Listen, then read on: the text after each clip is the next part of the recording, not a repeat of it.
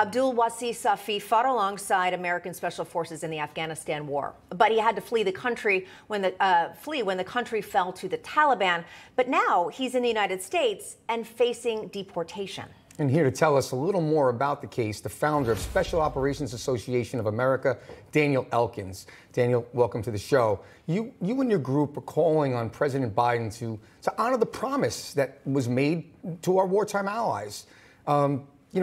Saying not doing such is a grave concern for future national security. And I have a question for you. Has the Biden administration gotten back to you at all with any answers at all?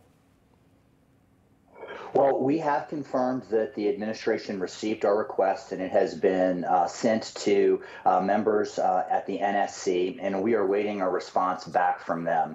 And we firmly stand next to our Afghan allies that serve shoulder to shoulder, because we know that more of our community would be buried in Arlington National Cemetery today if it wasn't for their efforts on the battlefield serving alongside of them. Yeah, of course, sending Safi back to Afghanistan will undoubtedly result in his death if he is sent back. The Afghanistan war already a complete disaster. What are the implications of that politically if we do deport him? Well, for starters, he not only will be detained and killed, but most likely he will be tortured significantly and be made an example of for those that are still sympathetic and supportive of the United States. Now, this gentleman served in one of the most elite units within the Afghan army and directly engaged in counterterrorism operations around our highest levels of the special operations community. So it's important that we honor the promise and understand that there is not only a moral obligation, but there is a pandemic of mental health issues that are going on right now within the veterans community around this very issue. It's somewhat, I don't believe it at certain times, what our government does and doesn't do. But, when you look at all the detainees who've entered the U.S. illegally with Wasi, he's the only one who was promised the right to be here. So why do you think he was singled out for deportation?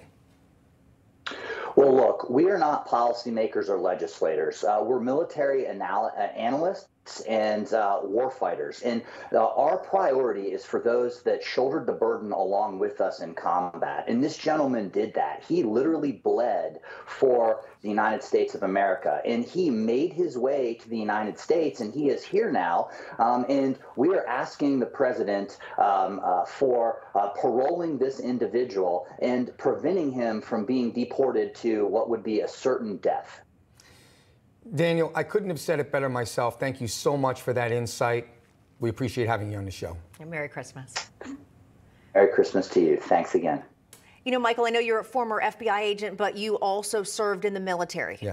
And so you are, I know, very focused on the complete atrocities of the Afghanistan war and how it happened. What's your personal take, having been in the military? Katrina, when I see this story, I have to be honest, I'm sitting here and it's visceral. It's so deep inside me that we would ever leave anyone behind it. And think about what Daniel just said.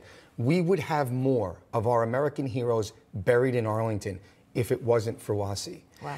And we're abandoning him. And but yet all these people are crossing the border every single day illegally. We're going to deport him. Oh, yeah, thanks for sharing that. And again, a very intense story. And again, we appreciate Daniel for sharing it with us. But coming up, a massive storm is grinding through half of the United States, disrupting holiday travel for millions. But I hear not for Santa. That's a good thing. We have a live forecast after this.